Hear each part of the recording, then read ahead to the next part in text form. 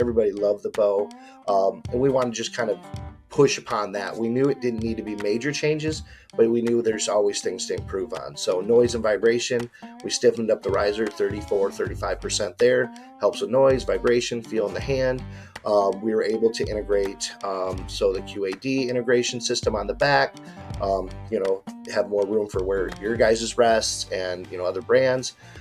We also put a Picatinny on the front. A lot of guys are going much more lower profile, so we wanted to have that option on there. Teamed up with Tight Spot to have an integrated quiver. Like I said, I think it's the deadest in the hand, the most adjustable let-off cam system we've had in a long time, for feel and tuning. Performance-wise, out of this world. I like playing with that, having a little bit less let-off than most, I guess. Welcome to the Range Podcast. I'm Ricky Bruley, and with me is Jake Hollywood Iverson. Join us at the Archery Range, where we'll tell stories from the hunt, discuss technical bow shooting tactics and gear, and pick the brains of some of the most successful people to ever shoot a bow. Whether you're about to shoot that X for the win or send an arrow at a trophy buck, this podcast is for you.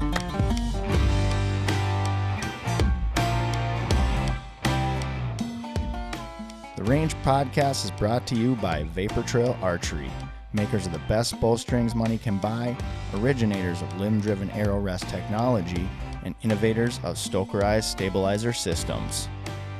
Welcome to The Range, everybody. I'm your host, Ricky Bruley, here with my co-host, Hollywood. On the show today is a truly genuine individual that I've had the pleasure of knowing for more than a decade. Over the past 16 years, he's been a key player in the success over at G5 Outdoors and continues the legacy of thinking outside the box in the archery industry.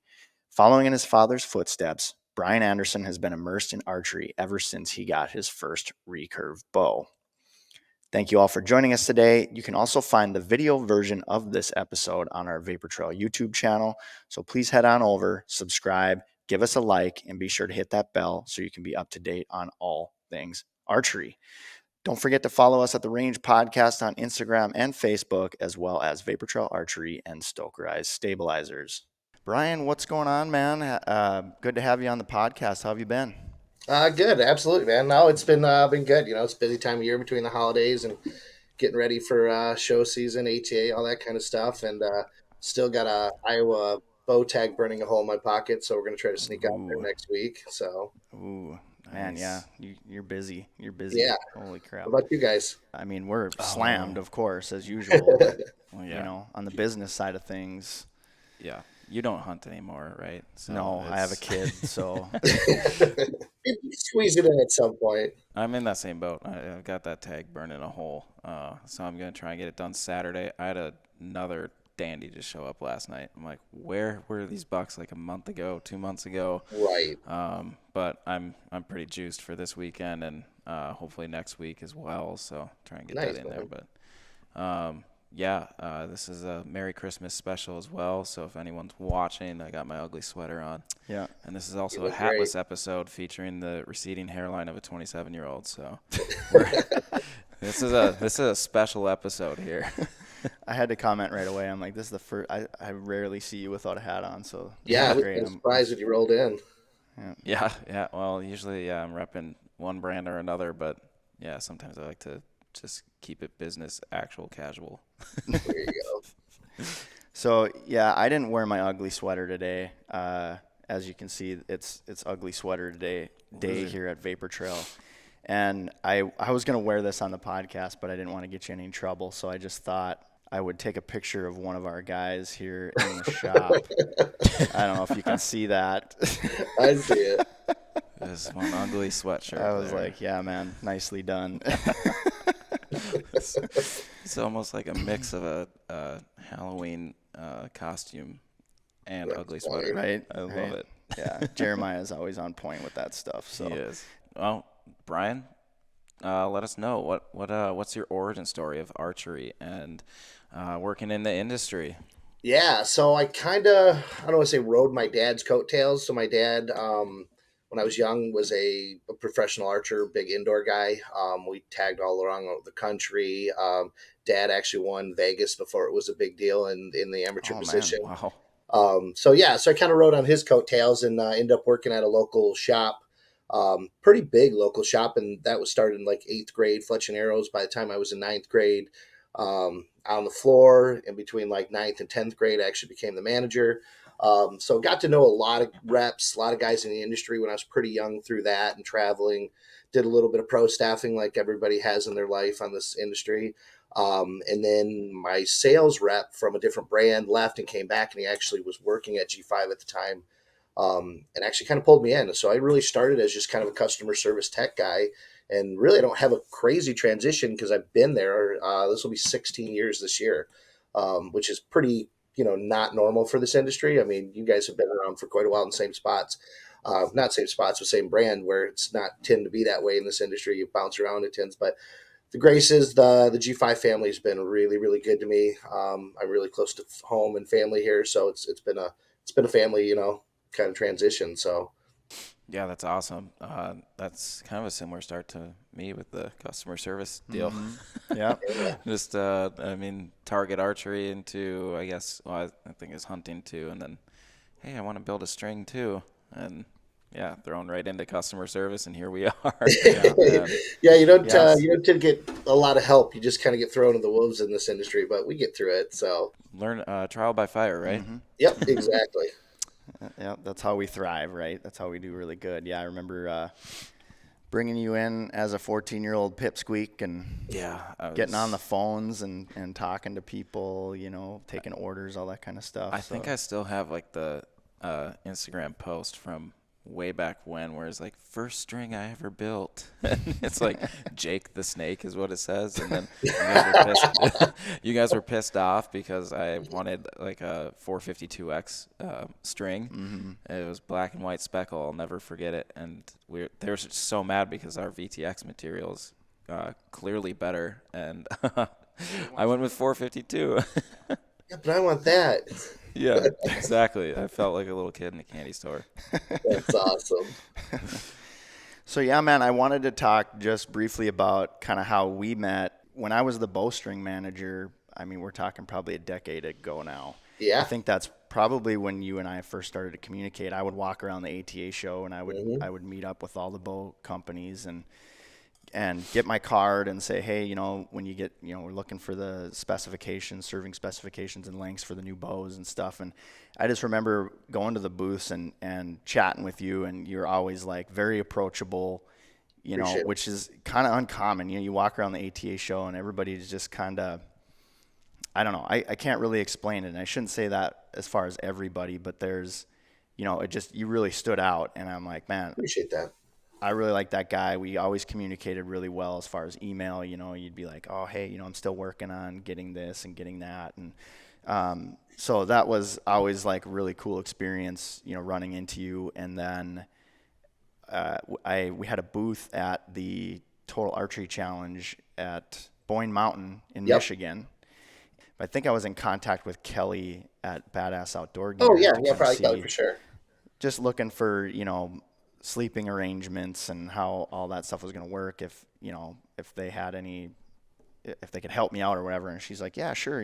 So you can bunk up with the G5 outdoors guys and we'll get things going. And man, when I got there, it was just awesome. Everybody was like super welcoming. Like we had a blast. It was one of the funnest weekends ever. Like your crew, I was just like, man, these are my people. You guys reminded me so much of kind of how we function here too. You know what I mean? Just like, Yeah, for sure. Yes, it's work, but let's have some fun while we're doing it, right? That's what we're in this industry for. It's a job at the end of the day, but we still want to enjoy what you do. So to be able to, work with TAC and do those events and, work with other brands and, why not have a good time doing it? Exactly. I mean, it was never a dull moment, kicking it with, Mitch and Casey and Silver and, you know what I mean? And that created some, lifelong relationships, Absolutely. And I still chat with Casey from time to time, and, we bounce ideas off each other, being creative directors in this industry. So yeah, I love that. And I wish I could, one of these days, man, I'm going to get back out to that Michigan shoot. They're still doing a shoot in Michigan, right? Yeah. So they've moved locations. They moved from Boyne to Crystal Mountain, which is like a 30-40 minute separation. Still another pretty deep. It's pretty cool. It's I don't know if it's as tough of as a mountain, but it's definitely as nice of a place. So you know how the Michigan one, it's kind of right all small down community kind of feel. Mm-hmm. Same Yep. exact kind of feel. Yeah, they did some big constructions. They put a big giant glass bridge over Boyne, so it kind of cut us out for a couple years there. So, but yeah, no, if they think they're back. As far as I know, Crystal. Well, they should. I booked the condo already. Crystal again, and then I'm not sure the future after this year. Right on. Well, let's talk a little bit about G5 Outdoors. Tell us about how G5 Outdoors got started. Okay, yeah. So G5 is actually kind of double meaning. So the last name of the family is Grace. They have 5 kids, so that's where G5 comes from. It's also biblically Grace stands for 5, so it's kind of got a little crossover there. So basically, Lou and his 2 boys, Matt and Nate, run a machine shop that Lou's dad started. I mean, I think we've been around for 75, 80 years. And they've really specialized in small, intricate components that other brands can't build. So if you had a credit card anywhere from the 70s up into the 90s, maybe in the 2000s, in any language in any country, more than likely we were the ones that built the stamp that put any kind of number or letter into a credit card. Oh, wow. So they've been really good at intricate parts, precision grinding.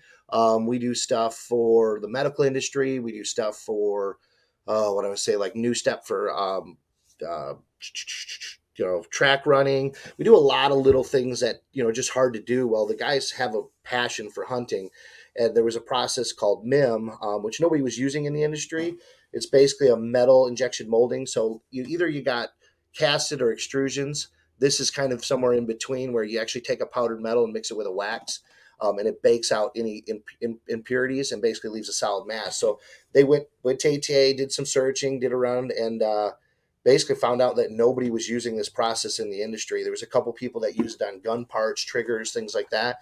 Well, why not do something new? So that's the very first year we came out with a product. This is even pre-B, was the B52, which a lot of guys don't know about right now. And we've actually had two blades, the B52 and the Chicote. But yeah, we started with a simple 2 blade, simple design. They went to ATA. The very first company that walked up to the booth was Bass Pro, and that's where we got our first order right then and there. So that's kind of not how the industry normally goes. You usually tend to have to hustle pretty hard at little trade show booths and build a dealer base. So we were able to be very, fortunate in that aspect. They liked the design, they liked the concept. And it kind of changed shortly. I mean, real quick, as we went from a 2 blade to within, I believe, into the first year, into the second year, into the Montec, which is where I would say our staple, our still heart of the company is. It's a solid 1-piece 3 blade system that you can resharpen over and over and over again. I mean, we've sold over 1 million of them. It's the #1 selling fixed blade broadhead in the industry.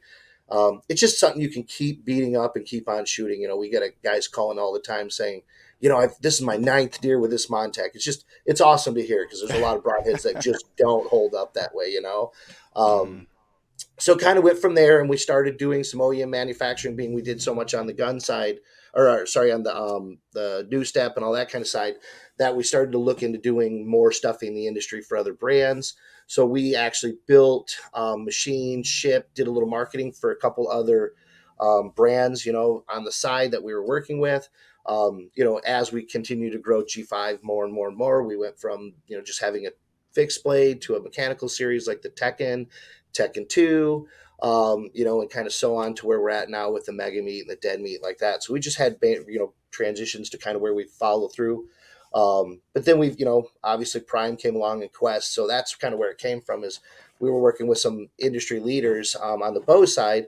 And we were like, why are we growing somebody else's brand? Let's just do it ourselves. I mean, you guys have met Nate before. I mean, he's a very outside the box thinker, and he's like, yeah, we're not doing this anymore.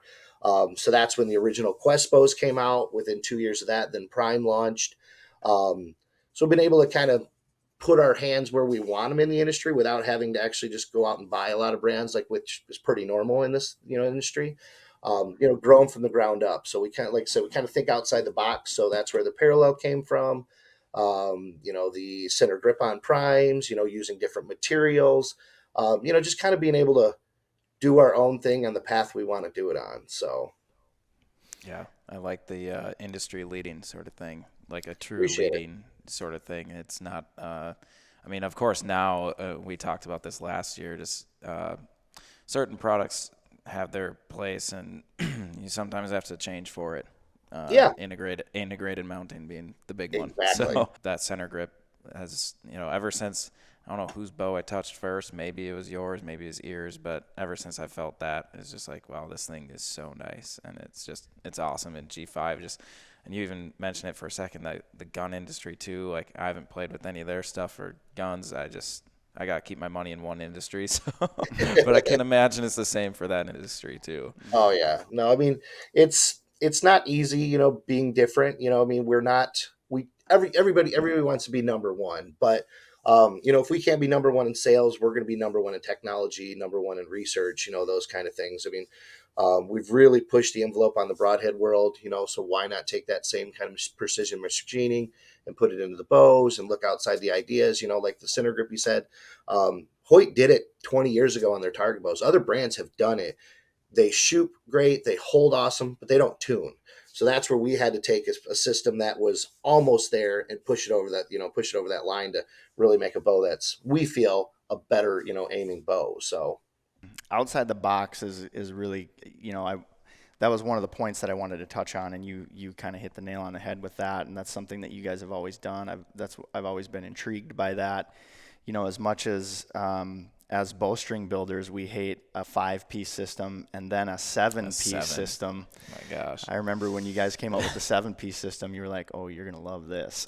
yeah, I mean, it needed to be done with the cam system we had, but it was definitely a lot for a lot of people, So, I mean, that's where we kind of had to go back and reinvent the wheel again for our own self, I mean, brands are built on certain things, and we were kind of built on the parallel cam, which 5 pieces, 7 pieces just kind of got out of hand. So it took a lot of internal thinking and internal, believing in ourselves to come out with a new cam system like the inline, which turned in now to the core cam.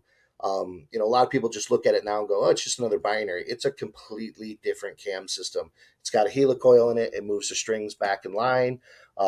Same real system as we had with a parallel cam, just in a much simpler system of 3 strings. So you're welcome, guys. Yeah. I was just about to say thank you so much. Well, and I got to be honest too, when I was with Bowtech for a long time, and then they basically just, kind of cleaned house a little bit. And so I was free to shoot whatever I wanted. Yeah. And so that 5-piece system was really intriguing to me. And so that's part of the reason why I made the switch, because I felt like I wanted to learn that system. I wanted to, increase my knowledge on how some of these systems work. And again, it also kind of helped us think a little bit outside the box in regards to how to build a string and how they react with certain bows and everything like that. So it was really intriguing to me, and the system is great. It's like any system. There's pros and cons. Definitely more pros than cons. I mean, from a retail standpoint or from a consumer standpoint, it's a great system. It shoots really well. From a string builder and maybe tuning standpoint, for the bow technician, not to say that it was difficult to tune. It was just a little bit more intricate. There were some more things that had to be done. And I remember it was actually Andy Wild River. I was communicating with him because he communicated with you quite a bit on how to tune those systems, and so I shot leagues up there one year, so I would chat with him quite a bit. And so through him, you basically educated me on how to properly tune that system. And once I figured that out, it was just like, it wasn't as tricky as what's the word I'm looking for? Intimidating as it seemed to be. But then when you guys went with the inline system, then you were like, ooh, you're going to love this. And indeed we did. And the system shoots great. And, I love the shim system on that. And speaking of, perhaps you want to maybe talk a little bit about the new lineup that you got for 2024. We'll be right back.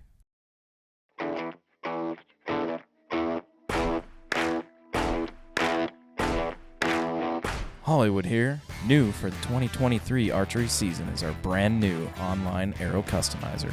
Build your Victory or Easton arrows with multiple vane options, configurations, and custom arrow wraps in a large array of designs and colors. Spine indexing and expedited build options are also available, so you can get back out in the field and flinging in style. Check out the Vapor Trail Arrow Customizer at www.vaportrailarchery.com/arrow customizer.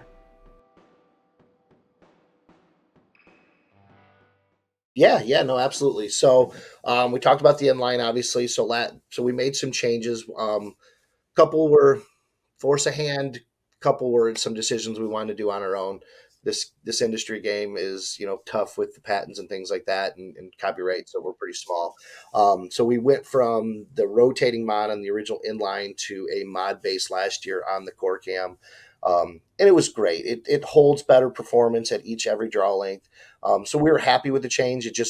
We didn't want to transition that quick, but you do what you got to do to there. So that was the Rev X series last year. So we went from the inline to the Rev X, and then the Rev X is really the stepping stone to what we have this year, which is the RVX 32, 34, 36.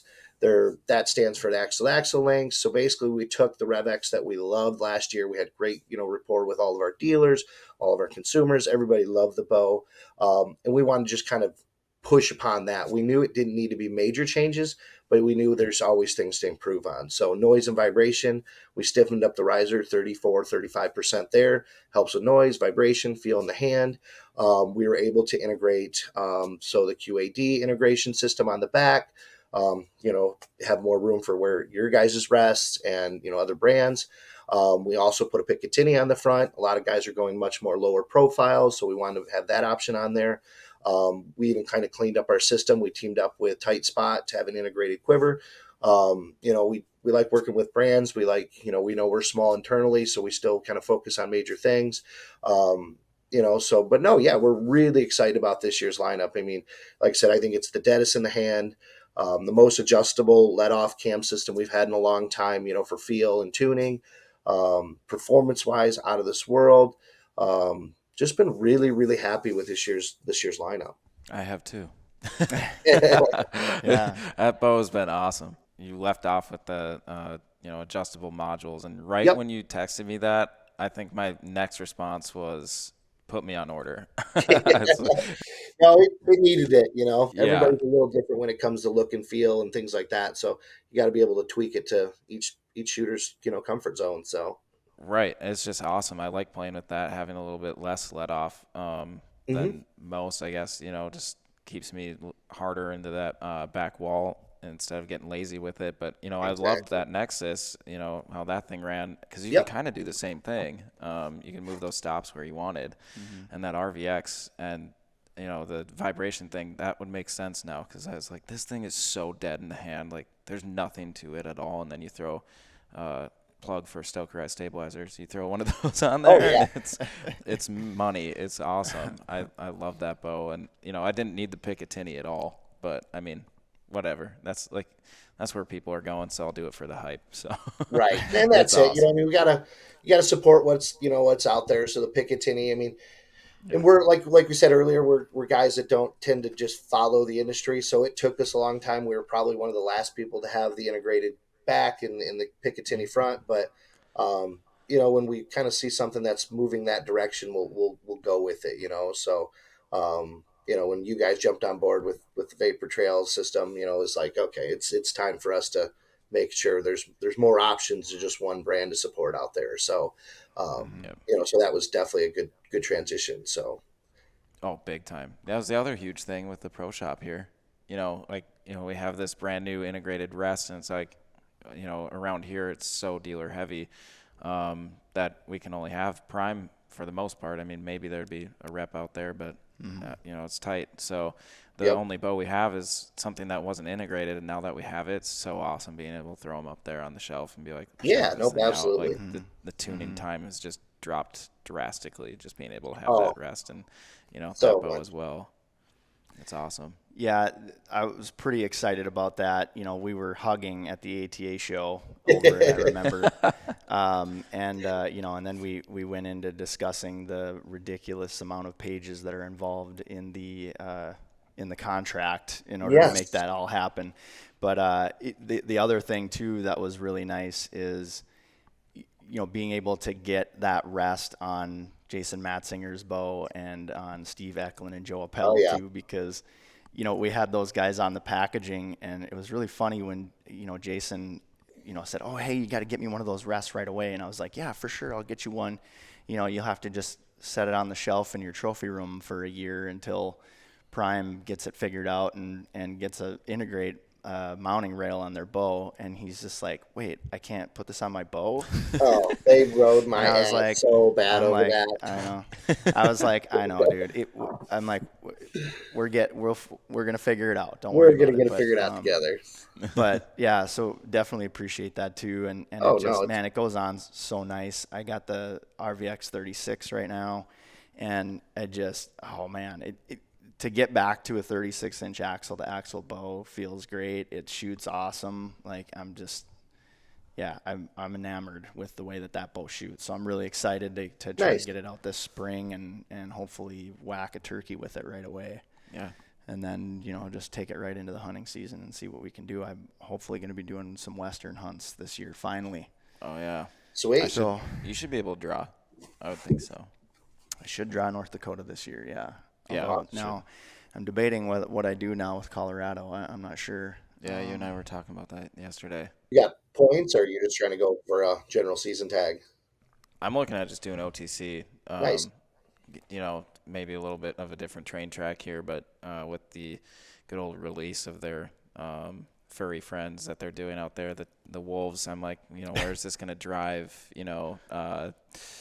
lottery systems, is it going to close everything up? So, maybe do I run out there next year as soon as I can and try and get something, or do I? I'll be honest. I mean, the last two winners out west have been ass kickers, and now this. I mean, I think it's the time to get out there, just for the sheer reason the next 5 years run for sure, between tags and animal quantities, things like that. Like I was fortunate enough to pull a Idaho tag for this fall already, and like it's gonna be tough. Like I mean, that tag's hard enough to pull. I mean, sitting on a computer all day trying to figure out how to pull one tag for 1,000 guys, or so yeah. So I'm pretty excited about that one. So I got Idaho tag ready for the fall, but other than that, that's it so far. So That'll be sweet. So talk a little bit about Iowa. You said you have a tag in Iowa. yeah. How's that going? Do you got any target bucks on camera, or are you just going in there blind? And No, so we got some target bucks. So I got pretty blessed on it. I mean, I didn't have a lot of connections in Iowa. So been putting in like everybody, waited my 5 years. So 6 year, my buddies, I wasn't going to go for it. There's been some kind of changes at home. So I'm trying to just kind of make sure, and got a new position at G5. So trying to make sure. And I was like, you know what, screw it. I'm going to do it. So, called up a buddy of mine that I hunt with here. He's a big cattle farmer, and he's always told me like, hey, if you pull Iowa, I got a connection for you. And so I hit him up, and he's like, yeah, let's make a phone call. So we jumped on a phone call with a buddy of his. And he's like, yeah, you guys pulled tags. You guys got a place to stay, and we got farms to put you on. And I was like, that's not how Iowa works. I mean, obviously we know Casey, my marketing partner, moved out there, and he's been, there 3 years, and he's been struggling to try to kill a big one, but he's getting on good deer. And then to tell him, like, he's like, so how much property you got? And I'm like, I don't know. Like, don't know till I get there. Like, it was kind of odd. So so my buddy went out there earlier on, set some cameras for us, just on a couple pieces. And so I kind of like finally broke down. I'm like, you guys got to tell me a little more about this. I'm not going into this blind, And he's like, nope, I'm a local boy. I've been here forever. And he goes, I got pretty much every farm from here to Nebraska to hunt for you guys. And I was like, this can't be real. Well, we got out there, and legit, we had anywhere from, I would say, 10 to 12,000 acres of hunting ground to be on. So it was a little out of hand to try to even kind of focus on the animals you want. So we were out there for 10 days. Passed a lot of really good bucks, and I'm not a guy to pass bucks, but when we were seeing giants on the reg, I mean, I seen multiple 50s, 60s, and 70s bucks on almost every day. So I came home with my tail tucked between my legs after grinding it out and not being able to get an arrow in a good one. My buddy that was with, he hit one on a public piece, didn't get good blood on it, so we lost that one.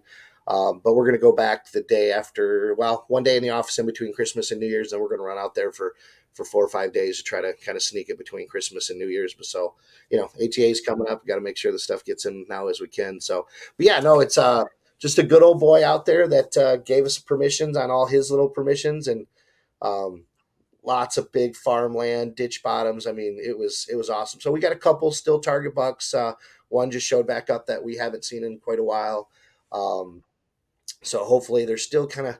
We don't have great food sources. We got more CRP and that kind of stuff, those kind of fields. So I was hoping to get really, really cold and condense them into some of the pieces we had for CR or for food, but I'm not going to waste it by not, just focusing on that. So, but yeah, no, we're pretty excited to still get out there. And at this point, I'm going to be a little less selective than the first 10 days I was out there. So, Yeah, I mean, that's terrible to have too much land. yeah, right. I mean, sometimes it is, though. I mean, like you said, it's hard to focus on where you want to go. I've been waiting for the cold weather to really come in and some snow as well, so I can just sit over food and just focus food. But, man, this winter has been very relaxed. I'm loving it, though. But, I mean, I'm it's not tough hating it for because every day, but I'm hating it for putting an arrow in a whitetail, So, yeah, that was it. I mean, we went out, I'm trying to think, it was the 8th through the 18th of November, and we had 2 days that were sub 70 degrees. It was like just kind of put a knife in my heart, just like, man, we come out here because it's cold, it's rut. It was tough. It was tough. It was long sits. It was, but name the game. You can't predict the weather. You just got to do with what you can do. So, right, that's all we can do for Yeah. sure. So, ATA is coming up. yes, What sir. is I mean, this is close future, but I mean, what is the plan for G5 and Prime Quest, all those guys? What is the groundwork that's being laid for, I guess, ATA next year and years to come? So we're still here. I mean, there's a lot of brands that aren't going to show up to the show this year. I think we'll see how it goes after that because I don't think the big three at all are going to be there on the bow side. So we'll see what guys, what our dealers feel like it's going to be the future of the show by the dictation for this year.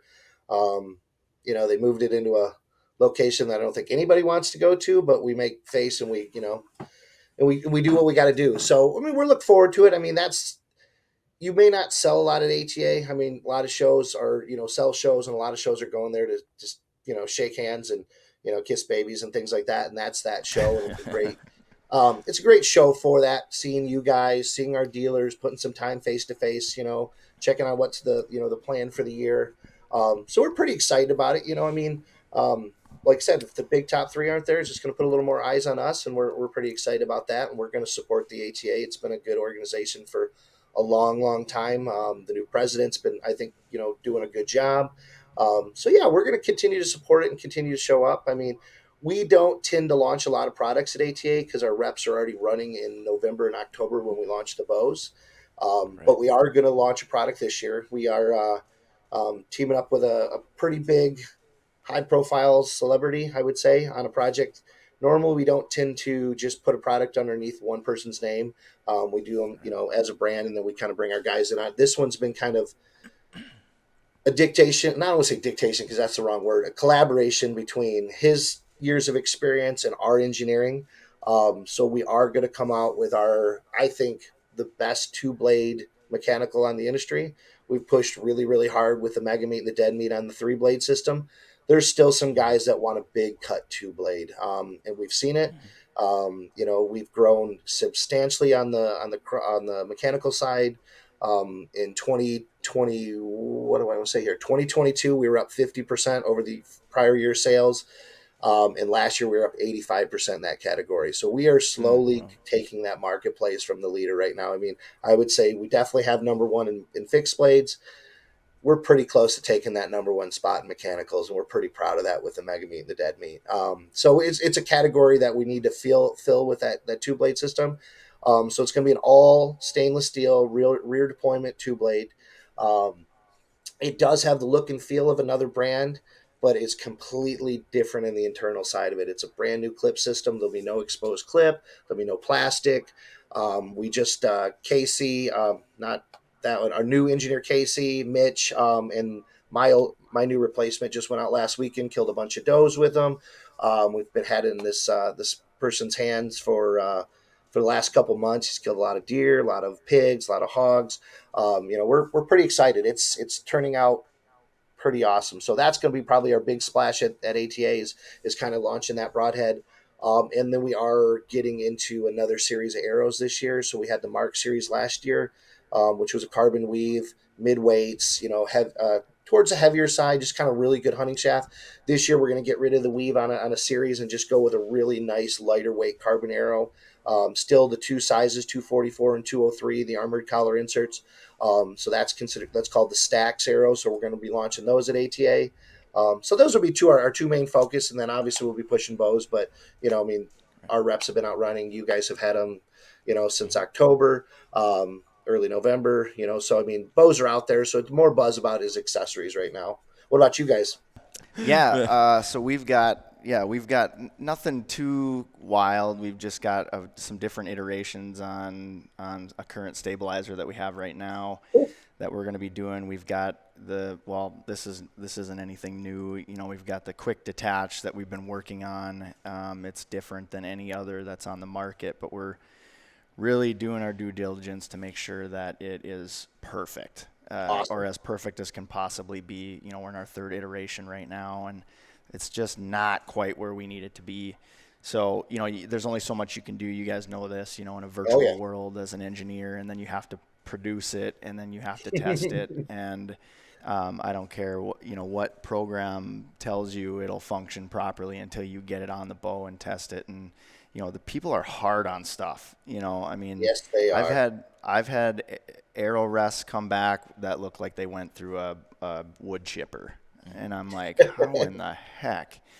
So people are really hard on stuff. So you really got to, test everything to its limits. Yep. And then, so there is a arrow rest that we've been working on for the better part of probably 5, maybe 6 years. Yeah.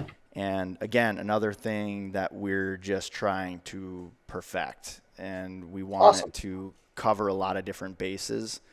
And so, that's about as much as I can say about it. I don't want to I don't even want to entertain the idea of when it will be released, simply because, as far as the engineering stuff goes and R&D and all that kind of stuff, it takes some time. So, so we're working on that, and we got another small release coming out with the rest department. We do have a new option that will be available. It'll be another IMS option. That's just paperwork bound right now, isn't it?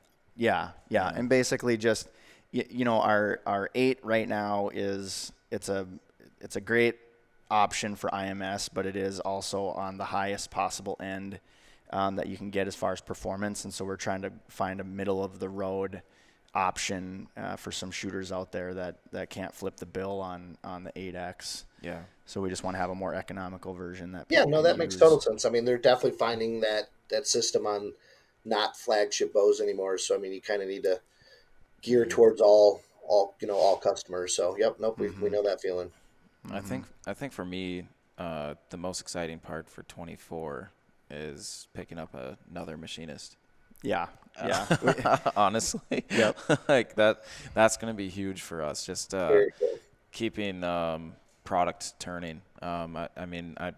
We never have time to check each other out that much, but on our website we've had coming in 4 to 6 weeks, and then boom, we'll have another batch of rests here and ready to sell, and they're gone. I don't even know if we turn it off.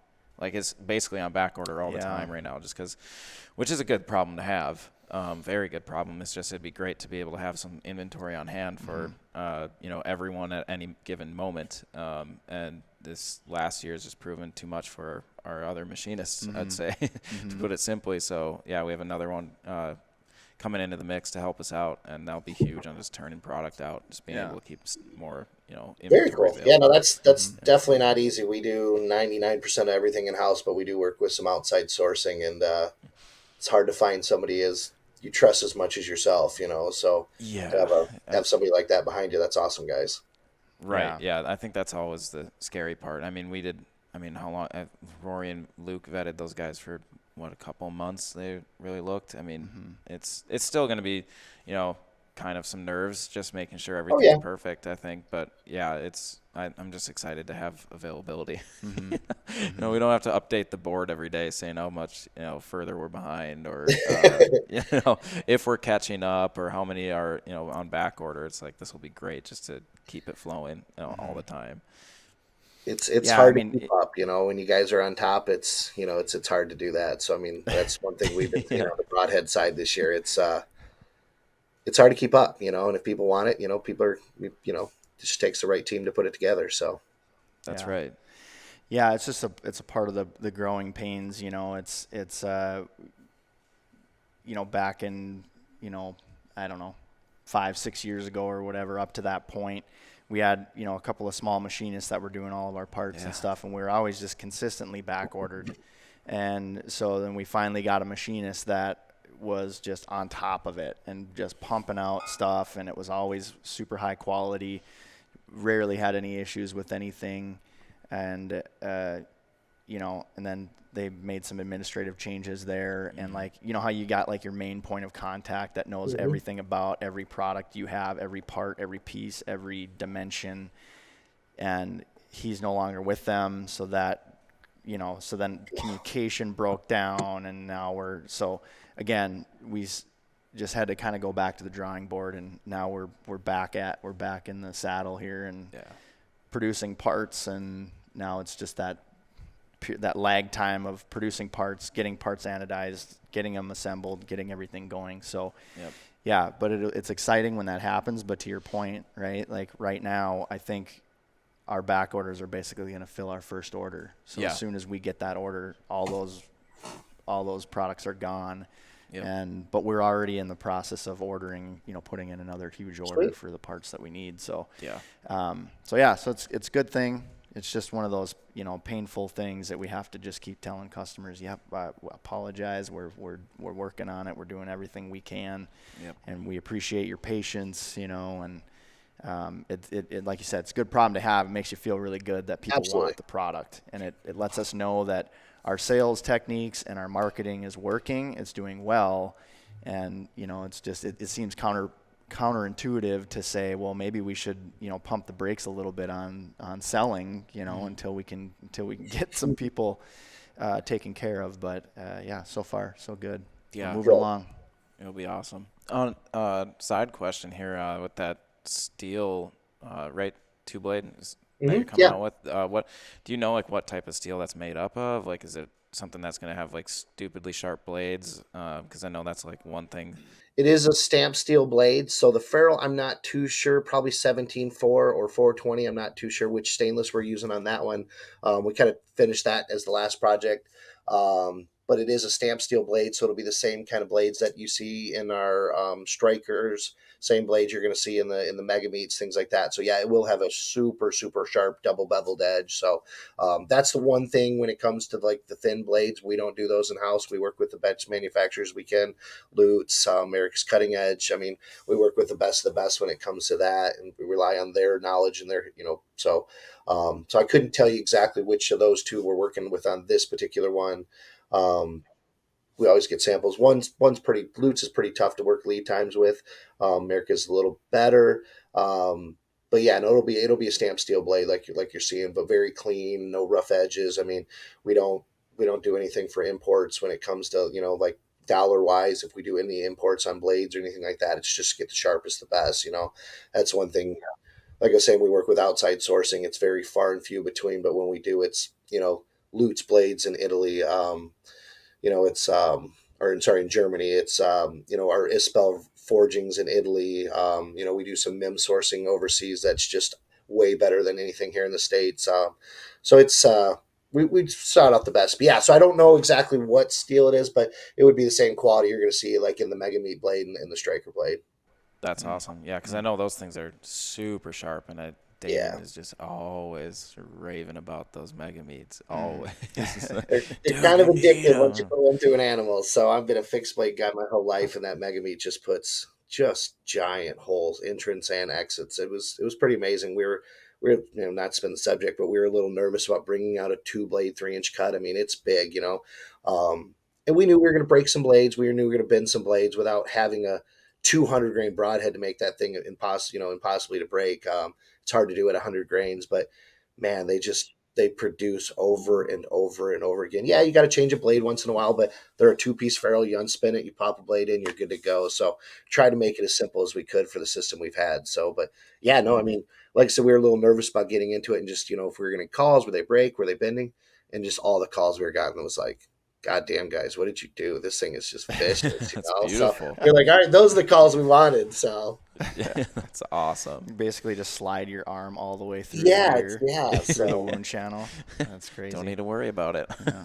Well, Hollywood over here, he's a little bit of a social media sleuth, and I think he's figured out who your guy is. Yeah. And I won't say it. I'll let you guys launch it at the ATA show. That'll This be awesome. actually episode will air just a couple days after, so everybody should already know. But yeah, so I think if it's who we think it is, without a doubt, and this isn't to minimize the performance of the blade or of the broadhead itself, but if this particular individual is going to endorse it, that means that it's definitely high quality. So you guys are gonna kill it with that broadhead without a doubt. Appreciate it. It's a new partnership, so we're pretty excited about it. Like I said, it was him. I mean, he shot with the mega meat, the dead meats, but he has his own mindset on aerodynamics and things like that. So that might put a clue out to who it is.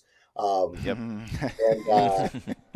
he really likes what he likes, and we're like, that we're not just going to build a product for you. We're going to build a product that fits that category, but we're going to use your knowledge behind it too, and then our engineering and our history with broadhead development, blade angles, things like that. So yeah, no, we're pretty darn excited about it. Yeah, he hasn't said it is or it isn't, but he's put a couple posts out there kind of hinting that way.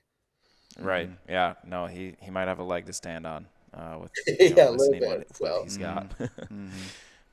Brian, what would you say? This is turning subjects again here. What would you say is your best piece of advice? Whether that's, I guess, industry or, I mean, even hunting. I mean, do you go upwind, downwind? I mean, what do you got? What do you got for anything? Just best piece of advice you could give someone. 2 pieces. Shoot a big broadhead. I've learned that over the last couple of years. Does a damn good job. The other one is do it for yourself. There's so many people in this industry that do it for an Instagram post, do it for likes for everybody else. Do what makes your heart pump. Do what puts a smile on your face. Shoot a spike if that's what it does. Shoot a monster if that's what it does. But make yourself happy. Enjoy what you do when you're in the woods. That's my biggest one. I mean, I've watched from being a little kid to where I'm at in this industry, and I've watched a lot of people come and go because they just worried about what everybody else thought. Enjoy yourself. We do it for a reason. Don't overthink what other people have to say, and do what makes you happy. I like that. I love like that a lot. Yeah, I love that. That was very well said. That's great. That's awesome. That's so true. It's a lot of macho man mentality in this industry, I feel. Yep. There's a lot of guys that tell you how you should hunt or tell you what you should be happy about. If your little heart pitter patters and it's shoot, do what makes you happy. So.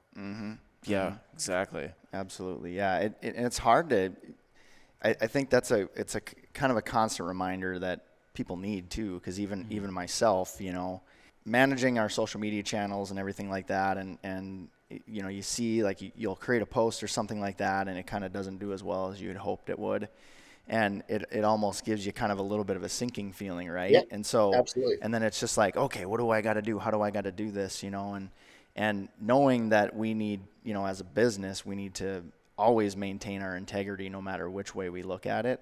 But I can see where, you've got some of these individuals where it's their livelihood. They don't have the regular paycheck coming in every day. Their job, it relies on success. Yeah, and of course, success is different for everybody, but in that particular case, spending time in the woods, doing all that kind of stuff, and you're relying solely on your sponsorships, and they're not going to continue to pay you if you're not doing well. So I kind of get that dynamic, but at the same time, like you're saying, I mean, for the people out there that are trying to get away, get some time in the woods, do all that kind of stuff, yeah, great piece of advice. Have fun, do it for you, and not for the likes. Yeah, what Brian was saying there really makes me think of like Matt Singer's The Selective film. Yeah, more just shooting what makes you happy and what gets your heart going, I guess, Yep, not exactly. just going for this huge trophy and whatever, just doing it for you. But yeah, I mean, that's an exact video, or a series not a series, video, but that's it right there. I mean, there's certain things that need to be selective hunting, and there's certain things that just make your heart work. If it is something that's like that, you follow those rules and you do it. But um, I went mule deer hunting last year for my first time. It was a rifle hunt. Missed a pretty damn big buck. I've never shot anywhere 5, 6, 700 yards. That's not me. Um, Missed a really good one, but right afterwards, we were able to get on a good buck. I mean, it wasn't any monster, but like the guy I was hunting with was my sales rep out west, and he's like, "Oh, you don't want to shoot that?" I'm like, "Yeah, I do. Like, I'm here to have some fun, man. And if we can pack a mule deer out together today, that means more to me than who cares what the horns look like. Like, I got to have an experience with some of my best friends. Let's do it." So I was able to kill a good mule deer, and it's actually hanging. I'm in my son's room because he's got all my deer mounts. It's hanging right in front of me. I'm actually looking it up right now. So, um, yeah, it's all about the experiences. It's all about the stories. I mean, we can all look at horns on the wall, but it's those parts that hit you in the heart that hit you the most. Like, not to get all gushy on you, but my dad, best friend growing up, he's the first call anytime I ever killed anything, and I have struggled in Texas to kill an axis. Like, struggled. I have one of the best spots, I would say, in the damn state, free range. Take a bunch of buddies, they kill them all around me, and I shoot dinks or one horns and stuff like that. And I lost my dad suddenly back in 22. The very first morning, or very first morning, I finally killed what I've always wanted.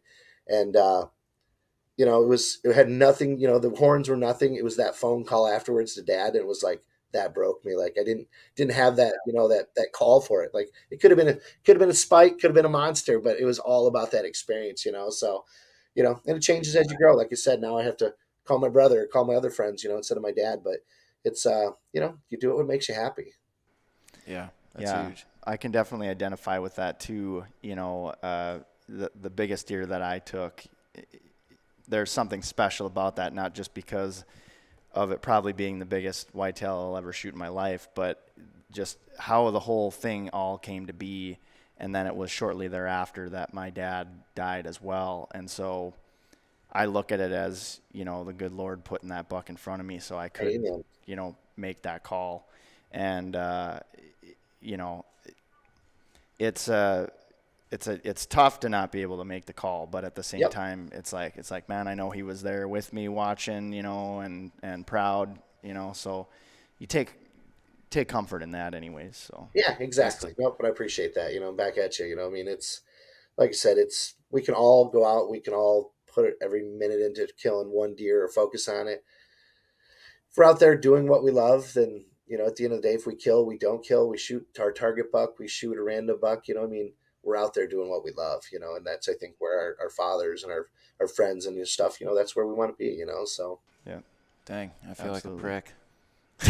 I'm over here still swearing at my dad when we go out west.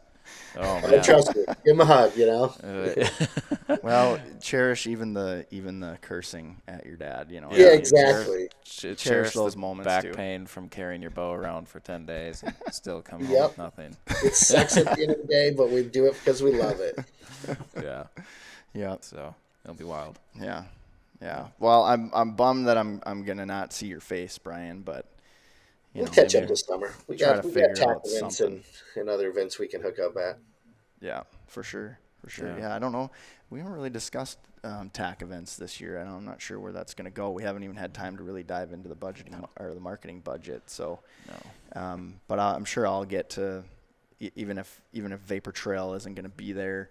I'm sure I'll get there in some capacity, at least to shoot and have some fun. I usually try to either do Big Sky or Terry Peak, one of the two. So, hopefully, I'll see you at one of those. Yeah, for sure. Do you go to the Utah one, that huge one? So I went let me think what I went to last year. Yeah, no, wait, where the hell was it last year? Yes, I did go last year. I had to think about it. There's been, 10 years of these things now. It's like, where have I been and haven't been? It was pretty cool. It was a lot of drama going on. There was a lot of people messing with the mountain, but the event itself heard was about really that. cool. Really, Yeah. really cool location. 2 different mountains, twice the amount of shooters, twice the amount of boosts. Sean has really blown this thing up, so, and he's got a lot of good support, um, so yeah, yep, I did that one last year. I did Michigan. I think that was about it. So I haven't really decided the plan yet, which ones I'm doing this year versus not, and plan on everything. So it's tough. It used to be 2, 3, no big deal. Now it's 8, 9, 10 events. It could really eat up a summer real quick. Yeah, for sure. Like Kelly at Badass, I don't know how her and Russ, I don't know how they do it, man. To go from one event to the next to the next to the next. Those are some long days, and that's all while they're running a shop too, right? Yep. Yeah. Oof, yep. Yeah. We're pretty much a traveling carny, but we just don't like to.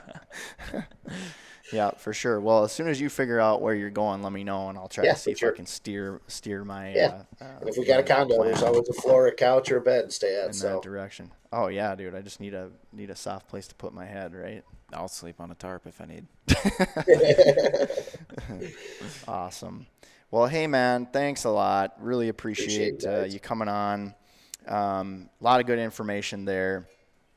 So that brings us to the end of this episode. Brian, where can folks find you if they want to reach out or if they have any questions? Call the office. I mean, any of the websites, any of that stuff, they can come directly to catch me on that. Your boy BA on Instagram if they want to reach out that directly. But yeah, I'm always at the office. So any of the websites or any of the social media, they'll be able to find me. So. Fantastic. Well, thanks again, man. Really appreciate you being on. I know it's a busy time of year, and we were chatting last night, and it was like, well, are we good to go on this, or do you think we can? It's like, let's do it, man. You know what I mean? Yeah, no, that was it. It was funny. You sent me over the schedule, and it actually had Christmas Day on it. I almost clicked on it just to screw with you guys. I'm like, oh yeah, no, it was a good day. I work 4 days in the office and 1 day at home, so. I was at home today, so it was perfect. I'm just trying to keep the kiddos from being too loud outside the door while we did this. So, but no, it was a pleasure, guys. I really, really had a lot of fun. Awesome. Yeah, same. It was great to talk to you again. It's been a little while, so yeah, for sure. It was awesome. Good learning too, and I'm excited for 24 for you guys and us as well.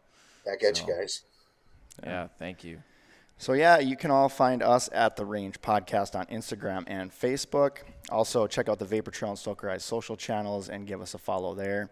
And please be sure to head over to our Vapor Trail YouTube channel. If you like this video, hit the thumbs up button and make sure to subscribe so you can be up to date on all things archery. If you're listening, do me a huge favor. Give us a rating on either iTunes or on Spotify, and make certain you give us 5 stars. Nothing less. Yeah. Only less. Yeah. Or only 5 stars. And with that, we're going to pack up our bows and arrows and my ugly sweater and hit the range. Peace out, everybody. Peace out, guys. Everybody. Have a great day. Merry Christmas. Merry Christmas.